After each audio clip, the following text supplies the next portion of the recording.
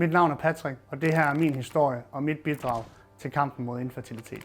Min rejse gennem infertilitet blev en transformation fra smerte til formål. En rejse, der førte mig til at skabe et produkt, der kunne bringe håb til andre, der stod over for lignende udfordringer.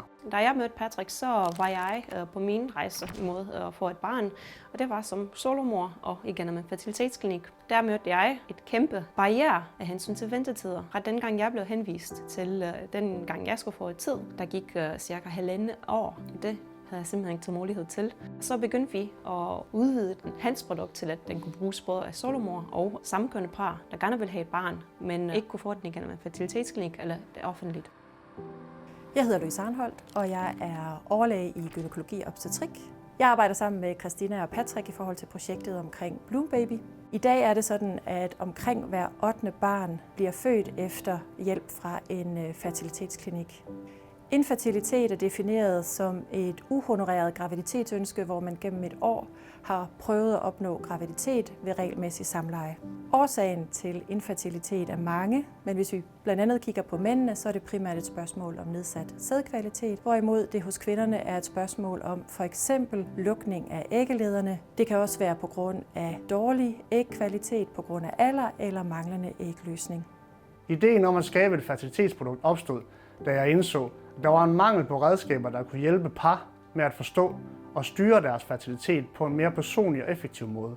Resultatet blev vores fertilitetsprodukt. Et device, der kombinerer avanceret teknologi med personlig støtte. Produktet består af en fertilitetskop og en applikator. Den specialdesignede applikator kan skånsomt indsætte fertilitetskoppen i vagina, hvor den vil omslutte livmoderhalsen og præsentere den for en ren koncentration af sædceller, uden at få det skadelige sekret med fra vaginalkanalen.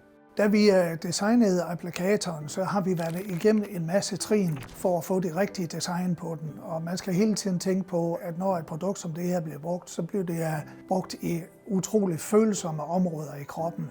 Så derfor har målet hele tiden været at skabe et produkt, som har komfort, men også at det ikke kan påføre skader på kvinden. Vi har lavet et produkt nu, som er fuldstændig fri for skarpe kanter. Udover det så er der tænkt på genanvendelighed i det, materialer, men også at vi kan adskille det, vi kan rense det, sådan at produktet ikke bare er et engangsprodukt. Efter en rensning, så er det sådan set klar igen. Det handler ikke kun om, at vi skal have skabt et barn. Det handler også om, at det bliver behageligt at få skabt et barn. Så lige nu har vi en gruppe på 30 kvinder, som er ikke præsenteret for produktet. De vil få den første gang og komme med feedback.